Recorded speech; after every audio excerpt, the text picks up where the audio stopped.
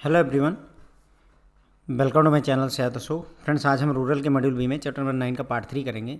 तो इस लेक्चर में फ्रेंड्स हम माइक्रो फाइनेंस क्या होता है, प्रधानमंत्री जीवन ज्योति बीमा योजना, सुरक्षा बीमा योजना, इसके बारे में भी पढ़ेंगे। तो माइक्रो इंश्योरेंस चूँकि हम रूरल एरिया की बात कर रहे हैं, छोटे स्तर के किसान और लोग होते हैं, इसलिए माइक्रो इंश्योरेंस इंपॉर्टेंट हो जाता है।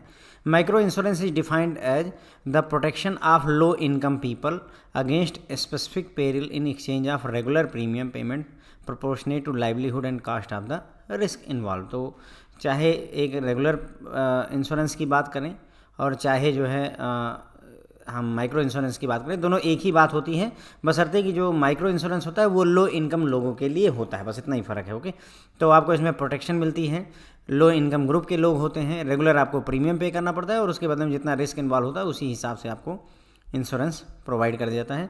तो ये जो डेफिनेशन हमने यहाँ पर बात की है फ्रेंड्स, ये डेफिनेशन जो है रेगुलर जो है इंश्योरेंस के लिए और माइक्रो इंश्योरेंस दोनों के लिए लागू होती है। बस माइक्रो इंश्योरेंस में फ़र्क इतना है कि ये लो इनकम पीपल के लिए होता है। Okay, low income people live in unfavourable environment and vulnerable to many peril like sickness, accident, death and loss of property. तो बोल रहे हैं कि मतलब जो लो इनकम ग्रुप होते हैं वो ज़्यादा अनफेवरेबल कंडीशंस में रहते हैं और उनको ज़्यादा समस्याएं होती हैं। बीमारी हो गई तो पता चला आप जितना कमा रहे हैं उसमें बीमारी में लग गया तो परेशान हो गए, एक्सीडेंट हो गया, डेथ हो गई, प्रॉपर्टी का लॉस हो गया, इस तरीके से इनके ऊपर मुसीबतें जो बनती है वो बहुत बड़ी मुसीबत बन जाती है। आपने कई बार देखा होगा कि व्यक्ति जो है पता चला कि उसका 20,000 रुपये का ऑटो वाले का, एक व्यक्ति थे ऑटो वाले थे, उनके चालान कट गए 20,000 का, उन्होंने सुसाइड कर लिया। क्योंकि गरीब के लिए 20,000 एक बड़ी रकम है। उसी जगह पर हो सकता है कोई व्यक्ति 20,000 रुपये का 5 स्टार में होटल में एक दिन के लिए कमरा लेकर रहता हो, तो डिपेंड करता है। तो लो इनकम ग्रुप के लिए थोड़ा सा इन्वायरमेंट अनफेवरेबल रहता है। They are most vulnerable to these risk than rest of the population. बाकी पॉपुलेशन के अलावा ये ज़्यादा वल्नरेबल होते हैं बीमारी, एक्सीडेंट, इन सब से। ठीक है, micro insurance offer protection to poor household against the above mention risk, thus provides greater financial, economic, psychological security to low income group in the society. जो माइक्रो इंश्योरेंस होता है ये जो गरीब घर के लोग होते हैं इनको इन रिस्क से बचाता है। तो ऐसे में इनको फाइनेंशियल, इकोनॉमिकल और साइकोलॉजिकल सिक्योरिटी प्रोवाइड करते हैं। ठीक है, बात करते हैं माइक्रो इंश्योरेंस का उद्देश्य क्या है। तो while government and policy maker, मतलब हर एक के लिए अलग है, गवर्नमेंट और पॉलिसी मेकर के लिए micro insurance help to ensure inclusive growth and to support the livelihood of low income group. ठीक है, तो गवर्नमेंट के लिए, पॉलिसी मेकर के लिए है कि ये जो है इंक्लूसिव ग्रोथ में मदद करेगा। जो कम इनकम के ग्रुप के लोग हैं उनकी लाइवलीहुड अच्छी रखने में, सपोर्ट करने में ये मदद करता है। जबकि for social and development organisation, अगर सोशल और डेवलपमेंट ऑर्गेनाइजेशन के लिए देखें तो micro insurance can be effective tool to help eliminate poverty from the country से गरीबी को घटाने के लिए काम में आ सकता है माइक्रो इंश्योरेंस, अगर ये देखा जाए सोशल एंड डेवलपमेंट ऑर्गेनाइजेशन के पॉइंट ऑफ व्यू से। ठीक है, माइक्रो इंश्योरेंस डिलीवरी मेथड्स की अगर हम बात करें, delivery of micro insurance is a challenge. Delivery करना मुश्किल होता है। Several methods and model exist करते हैं which can offer according to organization, institution and providers involved। ठीक है, तो ये डिपेंड करता है कि कौन सा ऑर्गेनाइजेशन, इंस्टीट्यूशन और कौन से प्रोवाइडर इन्वॉल्व हैं, उसके हिसाब से सेवरल मेथड्स लाए गए हैं। जनरली 5 मेन मेथड हैं। ठीक है, for delivering insurance, micro insurance to client base, ज़्यादातर क्लाइंटों को माइक्रो इंश्योरेंस देने के लिए 5 मेन मेथड हैं। पहला पार्टनर एजेंट मॉडल है, दूसरा प्रोवाइडर ड्रिवन मॉडल है, तीसरा फुल सर्विस मॉडल है, चौथा कम्युनिटी बेस्ड मॉडल है, पांचवा all in one insurance model है। मैं इन मॉडल्स की डिटेल में नहीं जा रहा हूँ, बस ये समझ लीजिए पार्टनर एजेंट मॉडल है, प्रोवाइडर ड्रिवन मॉडल है, फुल सर्विस मॉडल है, कम्युनिटी बेस्ड मॉडल है, all in one insurance model है। ठीक है, अब बात करते हैं माइक्रो इंश्योरेंस प्रोडक्ट के बारे में। तो देखिए, लाइफ माइक्रो इंश्योरेंस होता है, हेल्थ माइक्रो इंश्योरेंस होता है, डिसेबिलिटी माइक्रो इंश्योरेंस होता है, प्रॉपर्टी माइक्रो इंश्योरेंस होता है। ओके, तो लाइफ इंश्योरेंस क्या करता है, आपको provide protection against financial loss that occur to family upon death of family member. जो घर का कमाने वाला व्यक्ति है, अगर उसकी डेथ हो जाती है तो उसको फाइनेंशियल लॉस से बचाने के लिए लाइफ माइक्रो इंश्योरेंस काम आता है। हेल्थ माइक्रो इंश्योरेंस, अगर आपके घर में किसी की बीमारी हो जाए तो उसको हेल्प करता है। डिसेबिलिटी माइक्रो इंश्योरेंस, आपको अगर डिसेबिलिटी हो जाती है किसी तरीके से तो उसमें प्रोटेक्शन प्रोवाइड करता है। उसके बाद में ये टेम्प्रोरी या परमानेंट टाइप की डिसेबिलिटी भी हो सकती है। Property micro insurance which provide protection against the financial loss that person may suffer due to damage, coverage against financial loss including ill health, maternity, provide coverage, मतलब इन सभी ill health वगैरह की वजह से, मैटरनिटी की वजह से, इन सभी वजह से अगर आपको प्रॉब्लम होती है तो वहाँ पर ये आपको इंश्योरेंस प्रोवाइड करते हैं। ठीक है, माइक्रो इंश्योरेंस में काफ़ी सारे चैलेंजेस हैं। कुछ चैलेंजेस की बात करें, जैसे लोगों के बीच में अवेयरनेस नहीं है माइक्रो इंश्योरेंस प्रोडक्ट को लेकर के, तो ऐसे में जब अवेयरनेस नहीं है तो आगे बढ़ेगा नहीं। गलत प्रोडक्ट सेलेक्ट कर लेते हैं, इंफ्रास्ट्रक्चर अच्छा नहीं है जिसकी वजह से एडमिनिस्ट्रेटिव कॉस्ट ज़्यादा लग जाती है। उसके बाद में जो फार्म लेबर होते हैं, एक एरिया से दूसरे एरिया मूव करते रहते हैं, ऐसे में इंश्योरेंस प्रोडक्ट जो होना चाहिए वो पोर्टेबल होना चाहिए, तो ये भी एक प्रॉब्लम आ जाती है। कई बार वो प्रीमियम नहीं पे कर पाते, डिसकंटिन्यूएशन हो जाता है जिसकी वजह से उन्हें पॉलिसी का बेनिफिट नहीं मिल पाता है। उसके अलावा जो क्लेम सेटलमेंट में भी कई बार डिले हो जाता है, क्योंकि जो रिक्वायर्ड डॉक्यूमेंट हैं जैसे डेथ सर्टिफिकेट, नॉमिनी होल्डर है ना, अकाउंट वगैरह, ये सारी डिटेल्स देने में भी वो कहीं ना कहीं लो इनकम ग्रुप सक्षम नहीं हो पाता है, जिसकी वजह से सेटलमेंट में भी डिले हो जाता है। माइक्रो इंश्योरेंस रेगुलेशन की बात करें तो अगेन वही IRDA ही करेगा, इंश्योरेंस की बात हो रही है। Micro insurance regulation came into effect from 2005 and a few amendments उसमें किए गए हैं। 2005 से माइक्रो इंश्योरेंस आया हुआ है।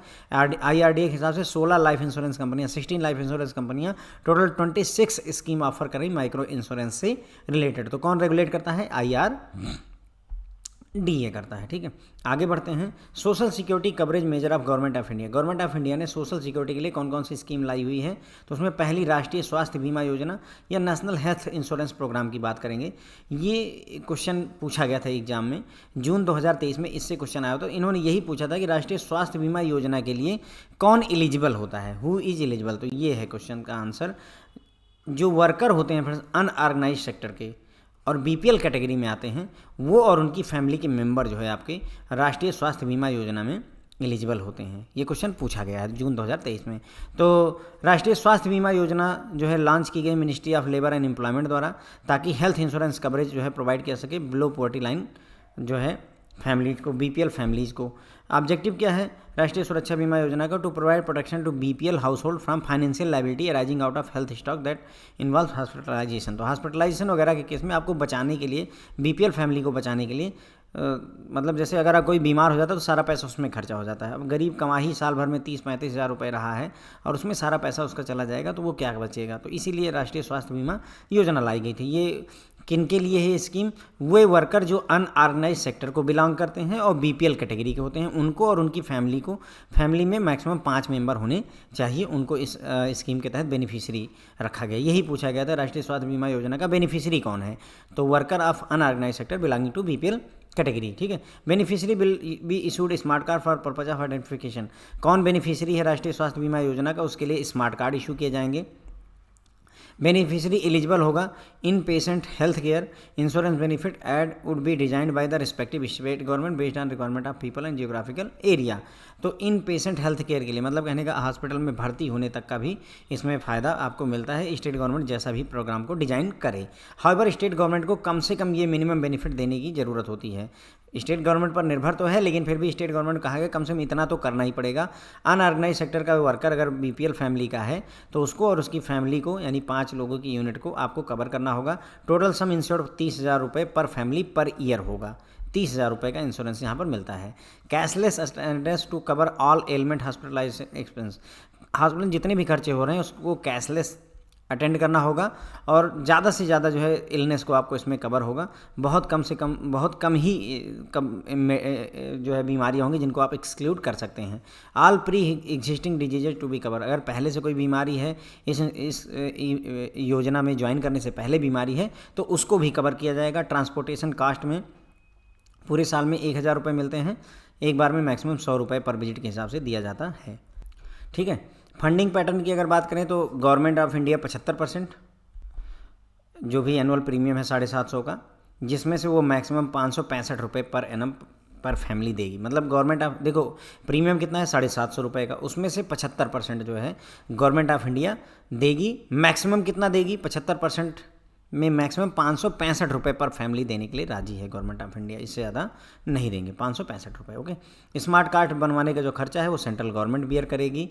स्टेट गवर्नमेंट का क्या योगदान रहेगा? देखो 75% जो है सेंट्रल गवर्नमेंट दे रही है और 25% जो है स्टेट गवर्नमेंट देगी इसमें से, यानी 750 में से कुछ भी व्यक्ति को नहीं देना है, 25% गवर्नमेंट देगी। प्लस अगर कोई एडिशनल प्रीमियम आता है तो उसका भी जो है खर्चा स्टेट गवर्नमेंट को ही सहना पड़ेगा। ओके, ये इसीलिए जो है सेंट्रल गवर्नमेंट ने कहा कि मैं 565 रुपये मैक्सिमम दूंगा। मान लो अगर 1000 रुपये टोटल बन जाते हैं तो सेंट्रल गवर्नमेंट 565, बाकी का स्टेट गवर्नमेंट को बियर करना पड़ेगा। बेनिफिशियरी को 30 रुपये per annum registration renewal fees के तौर पर देना पड़ता है। बेनिफिशियरी को 30 रुपये हर साल रजिस्ट्रेशन या रिन्यूअल फीस के तौर पर देना पड़ता है। एडमिनिस्ट्रेटिव और अदर रिलेटेड जो कॉस्ट हैं वो स्टेट गवर्नमेंट द्वारा बियर की जाती हैं। Scheme benefits are now available under, scheme के जो बेनिफिट हैं वो आयुष्मान भारत योजना या प्रधानमंत्री जन आरोग्य योजना, प्रधानमंत्री जन आरोग्य योजना के तहत अवेलेबल है।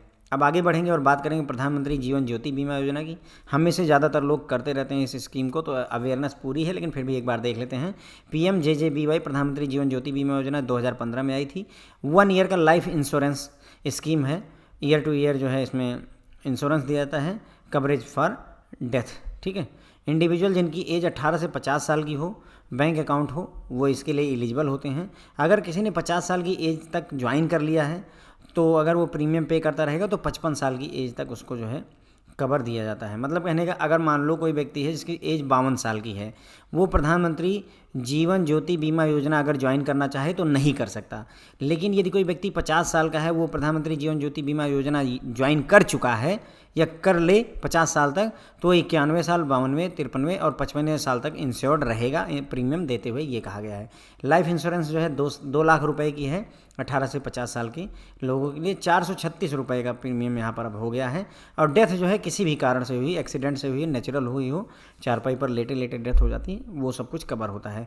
प्रीमियम बढ़ गया है, 436 रुपये पर एनम पर सब्सक्राइबर देना पड़ता है, या खाते से, पोस्ट ऑफिस अकाउंट से या जो है बैंक अकाउंट से ऑटो डेबिट की फैसिलिटी इसमें होती है। ठीक है, तो क्वेश्चन पूछा जा सकता है। 2015 में आया था, उसके बाद में 18 से 50 साल की एज ग्रुप के लिए होता है। 2 लाख रुपए का इसमें जो है इंश्योरेंस दिया जाता है, डेथ किसी भी वजह से हुई हो। और 436 रुपीज़ इसका इंश्योरेंस का प्रीमियम, मेरे ख्याल से 330 रुपये पहले था, लेकिन अभी 436 रुपये हो गया है। प्रधानमंत्री सुरक्षा बीमा योजना की बात करें तो ये सिर्फ एक्सीडेंटल इंश्योरेंस है, ध्यान रखिएगा।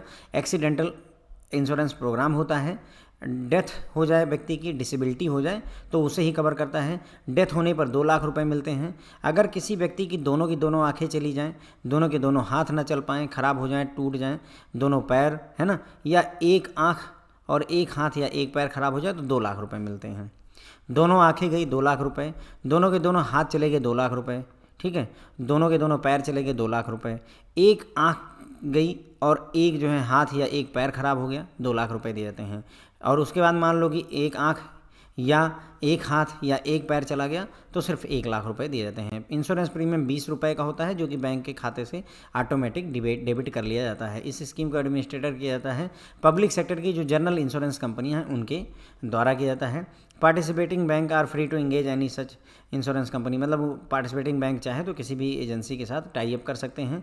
18 साल से 70 साल के व्यक्ति को ही इसमें ज्वाइन करवाया जाता है। अगर मल्टीपल अकाउंट है तो सिर्फ एक ही अकाउंट में, एक ही बैंक अकाउंट के थ्रू प्रधानमंत्री सुरक्षा बीमा योजना का लाभ मिलने वाला है। आप 6 बैंकों में खाता खुलवा करके अपनी वो प्रीमियम देते रहिए, कोई फ़र्क नहीं पड़ता है, आपको सिर्फ एक ही का फ़ायदा मिलेगा। तो ये स्कीम 18 से 70 साल के लिए है। ठीक है, अब अगर हम समझना चाहें तो ये स्कीम पहली बात एक्सीडेंट कवर करती है, नेचुरल डेथ को कवर नहीं करती। 2 लाख रुपए का इंश्योरेंस होता है। ठीक है, और 18 साल से 70 साल के व्यक्ति के लिए होता है। अगर जो है एक आँख और एक हाथ या एक पैर जो है आपका ख़राब हुआ है तो 1 लाख रुपए का है। अगर 2 हो गए हैं, दोनों आँख, दोनों हाथ, दोनों पैर, एक आँख, एक हाथ, एक आँख, एक पैर, इस तरीके से, तो 2 लाख रुपए का इंश्योरेंस मिलता है। 20 रुपये का सालाना प्रीमियम होता है, जो कि आपके खाते से कट जाता है। 18 साल से 70 साल के व्यक्ति के लिए स्कीम अवेलेबल होती है। और चाहे प्रधानमंत्री जीवन ज्योति बीमा हो, चाहे सुरक्षा बीमा योजना हो, बोथ केसेस में आपको सिर्फ एक ही अकाउंट से बेनिफिट मिलने वाला है फ्रेंड्स। ओके, तो बस फ्रेंड्स, इसी के साथ में हमारा ये लेक्चर यहीं पर ख़त्म होता है। आई होप आपको पसंद आएगा। Thank you so much.